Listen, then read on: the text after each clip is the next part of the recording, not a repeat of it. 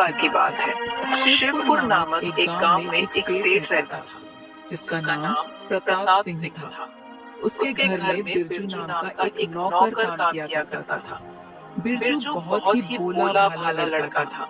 वह वह सारा सारा दिन दिन सेठ के सेठ के घर में घर में काम काम किया किया करता करता था। था। फिर फिर सेठ के सेठ के खेतों में खेतों भी में भी काम काम किया किया करता करता था। था। और और रात रात होते होते ही ही हर हर रोज रोज सेठ के सेठ के पैर पैर दबाया दबाया करता करता था। था। अगर अगर बिरजू बिरजू से से जाने जाने अनजाने अनजाने में भी में भी कोई कोई गलती गलती हो हो जाती जाती तो तो सेठ सेठ उसे उसे बहुत बहुत मारता मारता था। था। सारे सारे दिन में दिन में बिरजू को बिरजू को सिर्फ सिर्फ एक एक बार बार ही ही खाना खाना मिलता मिलता था। था। वह वह बहुत बहुत मुश्किल से मुश्किल से सेठ के सेठ के घर घर दिन दिन निकाल निकाल रहा रहा था। था। एक एक तरह तरह वह वह एक एक जेल में जेल ही में ही कैद कैद था। था। बहुत बहुत दुख दुख भरा भरा जीवन जीवन वह वह बिता बिता रहा रहा था। था। अब तो अब तो वह वह यही यही चाहता चाहता था था कि कि कैसे भी कैसे भी उसे उसे इस इस नर्क नर्क भरी भरी जिंदगी जिंदगी से से छुटकारा छुटकारा मिल मिल जाए। जाए। ना तो ना तो उसकी कोई उसकी कोई कमाई हो कमाई हो रही रही थी थी और ना और ही ना ही अच्छे से अच्छे से खाने को खाने को रोटी मिल रोटी पा मिल पा रही रही थी। थी। एक एक दिन दिन जब वह जब वह बहुत बहुत ज्यादा ज्यादा परेशान हो परेशान हो गया तो गया तो उसने उसने सोचा, सोचा, इतने अत्याचार और दुख भोगने से अच्छा है कि मैं यहाँ से भाग ही जाऊं। फिर फिर एक दिन एक वह दिन वह थक थक हार हार कर कर रात को रात को अंधेरे में अंधेरे में वहां से वहां से भाग भाग निकला। निकला। वह वह 2 दो दिन दिन 2 दो रात रात बिना बिना रुके रुके वहां से वहां से चलता ही चलता ही गया। गया। उसके उसके मन मन में में डर डर भी भी था था कि कि अगर अगर सेठ जी सेठ को जी को पता पता चल चल गया गया तो तो वह वह मुझे मुझे फिर फिर से से मार मार मारेंगे मारेंगे और और पीटेंगे। पीटेंगे। इसलिए इसलिए बिरजू ने बिरजू ने सांस सांस तक तक नहीं नहीं ली ली और और चलता ही चलता ही गया, गया। चलता ही चलता ही गया। गया। फिर फिर एक एक रात रात वह वह एक एक गांव गांव जिसका जिसका नाम नाम कनकपुर कनकपुर था था वहां वहां जा जा पहुंचा। पहुंचा। उसने उसने देखा देखा वहां वहां एक एक जगह जगह बहुत बहुत सारे सारे लोग लोग खड़े खड़े हुए हुए थे। थे। बिरजू ने बिरजू ने जब जब उनको उनको देखा तो देखा तो सोचा, सोचा, ये या तो कोई त्योहार है, नहीं तो किसी की शादी हो रही है। चलो पास जाके देखता हूँ। जब जब बिरजू ने बिरजू ने पास पास जाकर जाकर देखा देखा तो तो वहां वहां कोई कोई बारात बारात ठहरी ठहरी हुई हुई थी। थी। उसने उसने सोचा, सोचा, क्यों ना मैं भी बारातियों में शामिल हो जाऊं। चलो कुछ खाने को तो मिलेगा। 2 दिन हो गए कुछ नहीं खाया है, अभी बहुत भूख लगी है। ये सोचते हुए वो बारात में शामिल हो गया। जैसे ही वह बारात में शामिल हुआ तो उसने देखा एक नौजवान लड़का बेहोश हुए नीचे गिरा हुआ था। एक तो बिरजू पहले ही बहुत भोला भाला था। बिरजू उसे देखकर घबरा गया। फिर उसने पूछा, ये कौन है भाई, और ये ऐसे क्यों लेटा है जमीन पर? इतने में एक बुजुर्ग आदमी उसके पास आया और अपने दोनों हाथ जोड़कर उससे बोला, बेटा तुम जरा इधर आकर मेरी बात सुनना। वो बुजुर्ग आदमी बिरजू को एक तरफ ले गया और फिर बिरजू से बोला, तुम कौन हो बेटा? तुम बाराती तो हो नहीं लगते, क्योंकि मैं सभी बारातियों को अच्छे से जानता हूँ और यह बारात मैं ही लेकर आया हूँ। बिरजू तो सीधा साधा था। उसने सारी बात सच सच उस बुजुर्ग आदमी को बता दी। मैं तो यहाँ से गुजर रहा था। जब मैंने बारात देखी तो मैंने सोचा कि यहाँ से कुछ खाने को मिल जाएगा, मेरी भूख मिट जाएगी, शायद कुछ खाने को मिल जाए। बस इसी लालच में मैं बारात में आ गया। इतने में मैंने इस बेहोश लड़के को देख लिया। बेटा मेरी इज्जत अब तुम्हारे हाथ में है, तुम ही मेरी इज्जत बचा सकते हो। ये आप क्या कह रहे हैं? भला मैं कैसे आपकी इज्जत बचा सकता हूँ? जिस लड़के को तुम बेहोश देखकर आए हो वह मेरा ही बेटा है, और आज जो बारात यहाँ आई हुई है वो उसका ही दूल्हा है। उसकी शादी करने ही हम यहाँ आए थे, पर उसे मिर्गी का रोग है।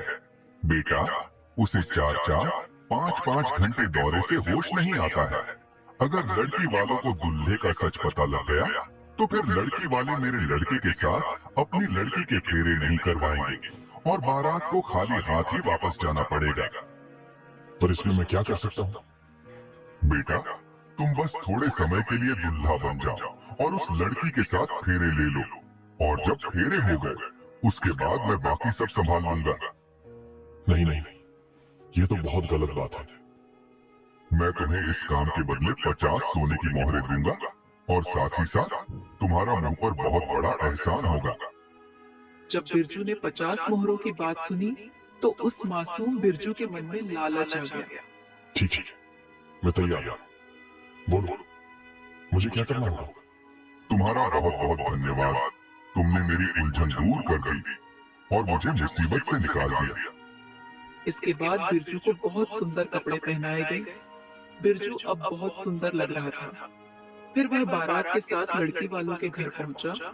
वहां उस लड़की और बिरजू के फेरे हो गए। जब फेरे हो गए तो लड़की के पिता ने उससे कहा, भाई साहब, हमारे यहाँ एक रिवाज है जो हमारे पूर्वज हैं, उनकी पूजा करनी होती है। उसके लिए लड़का लड़की को अकेले में एक कमरे में जाकर पूजा करनी होती है। फिर वह कमरे में गए। दोनों को कमरे में अकेले छोड़ दिया गया। फिर अपनी पत्नी से बिरजू ने कहा, मेरा तो भूख के मारे बुरा हाल है, क्योंकि अभी तो आया ही था। कुछ खाता उससे पहले ही यहाँ फंसा दिया था। फिर कुछ खाने के लिए बिरजू ने अपना सेहरा भी हटा दिया। खाने की बात सुनकर उस लड़की को बहुत हैरानी हुई। उस लड़की का नाम लता था। वह बोली, जो मेरे पिताजी ने मिठाई और रोटी बनाई है, क्या वह आपको पसंद नहीं आई? जी नहीं, ऐसी बात नहीं है। बात तो ये है कि जो बारात है उसे संभालने के लिए सभी लोग लगे हुए हैं। उन्हें ध्यान ही नहीं रहा कि दूल्हे को भी कुछ खाने को दे दे। पति से बढ़कर कौन देवता हो सकता है? ये जो पूजा में मिठाई रखी है, ये इनको दे देती हूँ। यह सोचकर उसने पूजा की थाली में जो मिठाई रखी हुई थी वह बिरजू को खाने को दे दी। उसने सोचा, अगर इनकी भूख शांत होगी तभी देवता खुश होंगे। बिरजू को तो पहले ही बहुत भूख लगी थी। उसने सारी मिठाई किसी भूखे की तरह मिनटों में चट कर दी। जिस हिसाब से और जिस बेचैनी से उसने मिठाई खाई, उसे देखकर लता ने सोचा, ऐसा लगता है जैसे बहुत दिन से इन्होंने रोटी ही न खाई हो। बिरजू की मिठाई खाने के बाद जो रस्म थी, दोनों ने मिलकर उसे पूरा किया। इसके बाद बिरजू वहां से बारात के पास वापस आ गया। आते ही लड़के के पिता ने बिरजू से कहा, लो अपनी सोने की 50 मोहरें। अब तुम्हारा काम खत्म हो गया है। अब यहाँ से दूर किसी दूसरे गांव में चले जाओ। सोने की 50 मोहरें पाकर बिरजू बहुत खुश हुआ। वह उसी समय वहां से दूसरे गांव की ओर चल दिया। वह सोचता जा रहा था, मेरा भाग्य कितना अच्छा निकला।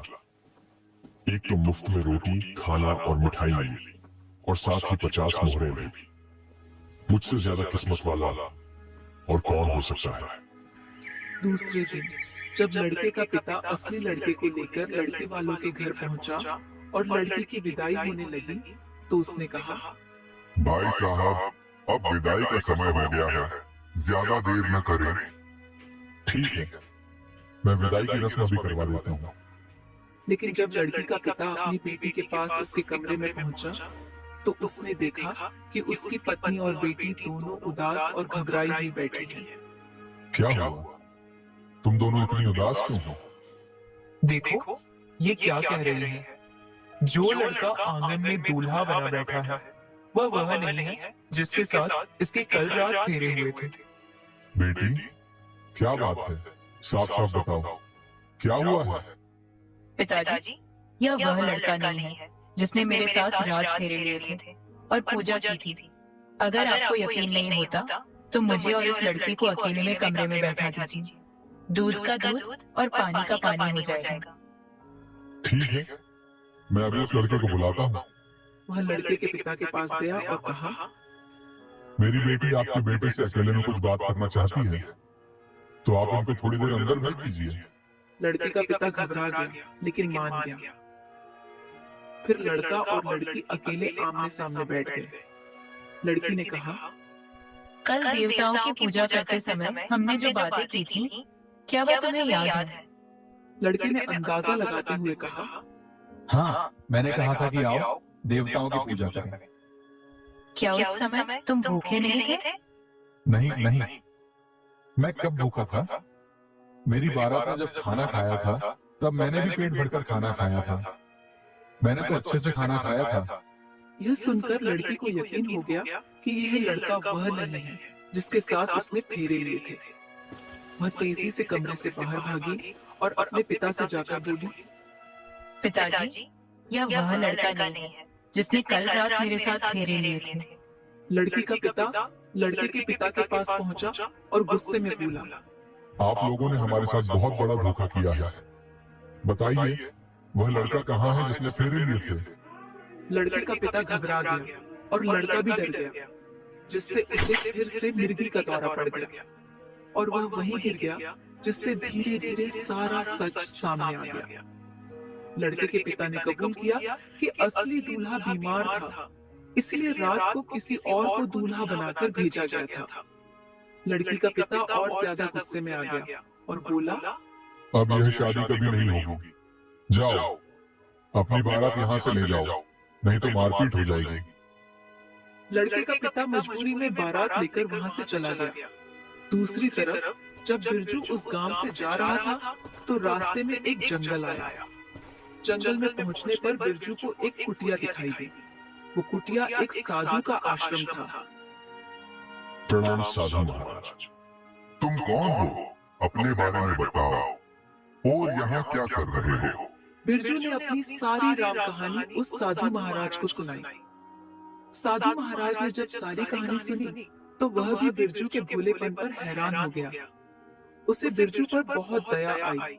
इतना भोला लड़का इस कलयुग में? ठीक है, तुम यहाँ रह सकते हो। उसके बाद वो वहीं पर रहने लग गया। वो आश्रम के सारे काम करता।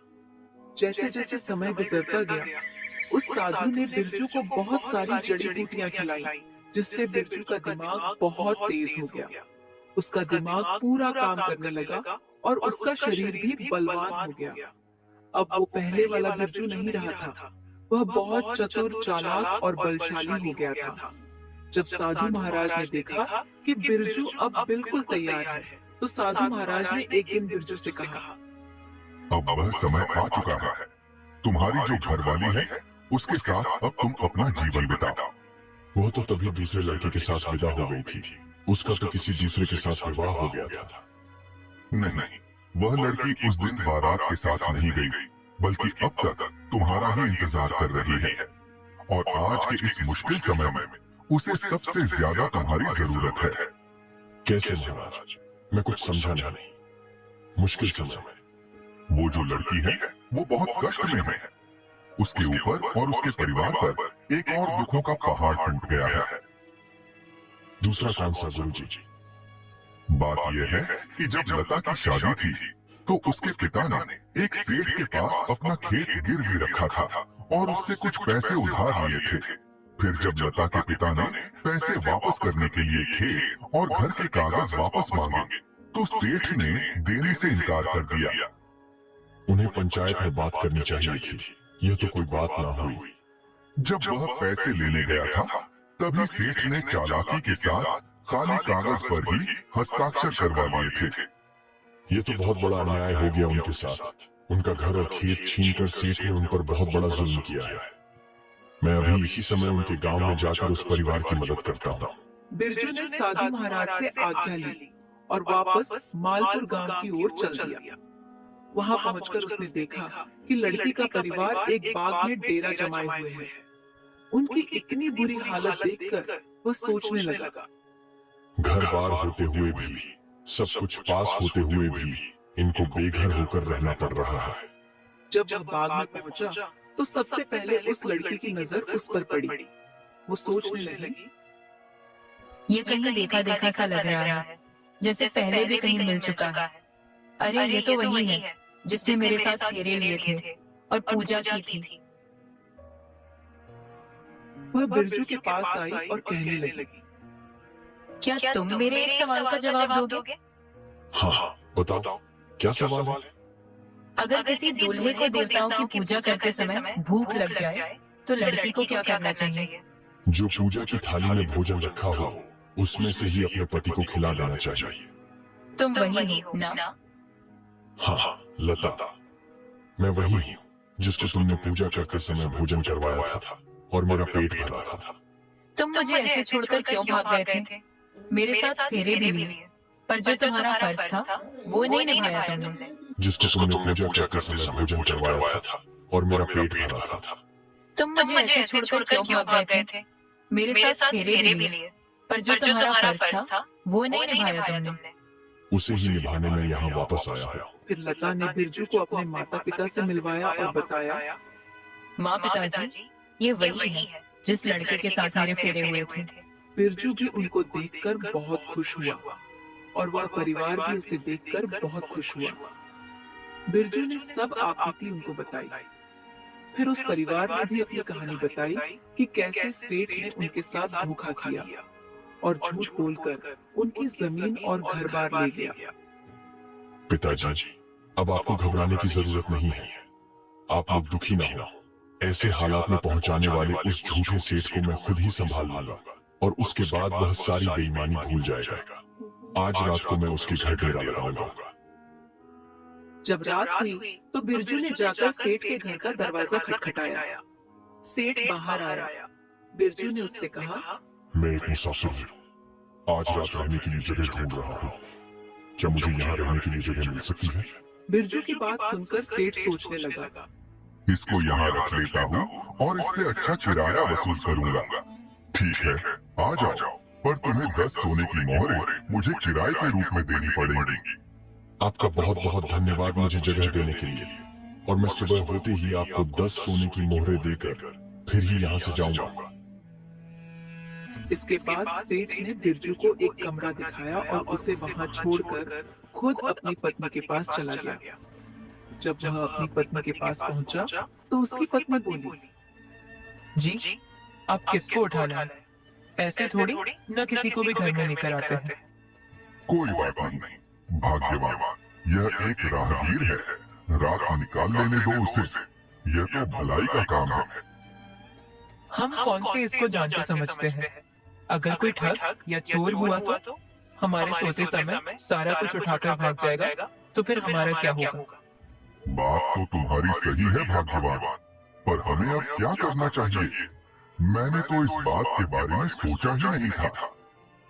यह तो आप सोचो, आपको क्या करना चाहिए? तुम आज इसी कमरे में सो जाओ, मैं आज वहीं सो जाता हूँ जहाँ वह ठहरा हुआ है। मैं उसके पास होकर उस पर नजर रखूंगा और तुम इस कमरे में उसकी निगरानी रखना। हाँ, यह बात मुझे ठीक लगी, पर हमें साथ ही साथ यह तरकीब भी सोचनी चाहिए कि जिससे हम सारी रात जागते रहे और उसे रात में चोरी करने का कोई मौका ही न मिले। तुम ही कोई तरकीब सोचो, तब तक मैं उसके पास सोने का प्रबंध करता हूँ। यह बात बोलकर सेठ उस लड़के के कमरे में चला गया जहाँ वह बैठा था। सेठ ने वहाँ पर अपने सोने का प्रबंध कर लिया। इतने में सेठानी भी सेठ के पीछे पीछे उसी कमरे में आ गई। अब वह तीनों एक ही कमरे में थे। सेठानी बिरजू से बोली, क्या तुम हमें कोई कहानी सुना सकते हो? अगर तुम हमें कहानी सुनाओगे तो रात जल्दी बीत जाएगी। आप लोग भी सो जाओ और मैं भी सो जाता हूँ। कहानी सुनाने का अब समय नहीं है, मैं तो पहले ही बहुत थका हुआ हूँ। वैसे कहानी सुनानी मुझे अच्छे से आती है, मैं कहानी बहुत अच्छे से सुनाता हूँ, पर अभी आप लोग सो जाओ और मुझे भी सोने दो। यह बात सुनकर सेठ और सेठानी दोनों को बिरजू पर और भी शक होने लगा। यह बार बार सोने की ही बातें किए जा रहा है, कहानी सुनाने से मना किए जा रहा है। जरूर यह कोई ठग या चोर है, तभी यह हमें जल्दी सोने को बोल रहा है। मुझे तो कहानी सुनने की आदत है, जल्दी से मुझे कोई अच्छी सी कहानी सुनाओ। अगर आप लोग ज्यादा जिद कर रहे हैं तो कोई बात नहीं, मैं आपको एक कहानी सुना देता हूँ। एक राजा था, वह बहुत घमंडी था। उसकी एक रानी थी, वह भी बहुत घमंडी थी, उसके जैसे ही थी। कहानी को बीच में ही छोड़कर बिरजू चुप हो गया और कुछ सोचने लगा। बिरजू को गहरी सोच में डूबा हुआ देखकर सेठानी बोली, बेटा, क्या बात हो गई? कौन सी सोच में डूब गए तुम? मुझे कहानी से एक बात याद आ गई, मैं बहुत बड़ी गलती कर बैठा। अब सेठ जी, आपसे क्या छुपाना। मैं एक राजा के पास नौकरी करता था और मैंने उस नौकरी को छोड़कर अपने गांव वापस आ रहा था। और जब मैंने नौकरी छोड़ी तो राजा ने मुझे 5 सोने की मोहरों की थैलियां दी थी। तो सोचा कि इस गांव में मुझे रात निकालनी है, तो मैं इन थैलियों को साथ में कहां लेकर घूमता रहूंगा। इसीलिए मैंने इस गांव के बाहर जो नदी है उसके किनारे के पास में 5 की 5 थैलियां दबा दी थी। नदी में कहा? नदी के किनारे जो एक सूखा पेड़ है उसी के नीचे मैंने अपनी थैलियां दबा दी थी।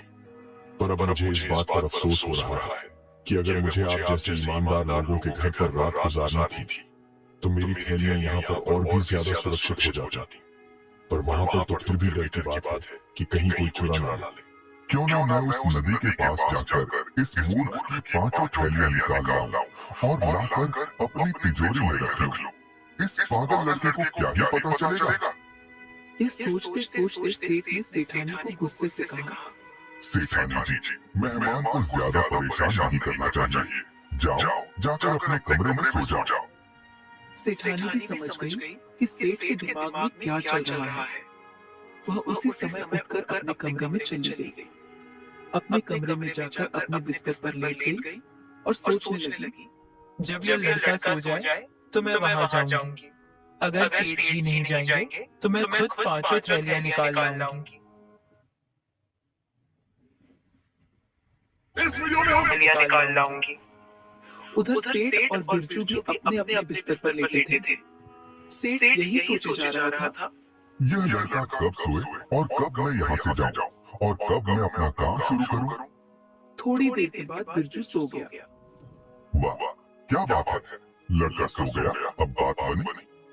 अब मुझे जल्द से जल्द जाकर पेड़ के नीचे से मोहरे निकाल लेनी चाहिए। वो सेठ जल्दी से उठा और उस नदी के पास पहुंचा जहां बिरजू ने थैलियां दबाई थी। इधर जब सेठानी की आंख खुली तो उसने देखा, लगता है इसको नींद आ गई है, पर लगता है सेठ जी जरूर थैलियों को ढूंढने के लिए गए हुए हैं। मुझे भी उनकी मदद करनी चाहिए। अभी तो यह सो रहा है, इसके जागने से पहले सोने की 4 थैलियां उठा लाऊंगी। बस इसी लालच में सेठानी भी सेठ के पीछे पीछे उस नदी की ओर चल पड़ी। इधर बिरजू तो जाग रहा था, बस वह सोने का ड्रामा कर रहा था। वह सोच रहा था कि यह कब सेठ की पत्नी यहाँ से जाए और यह घर खाली हो। बिरजू उठ गया, वह बहुत खुश हुआ। अब तो घर में कोई भी नहीं है, अब मुझे अपना काम शुरू कर देना चाहिए। बिरजू उठने के बाद सीधा सेठ के तिजोरी वाले कमरे में जा पहुंचा।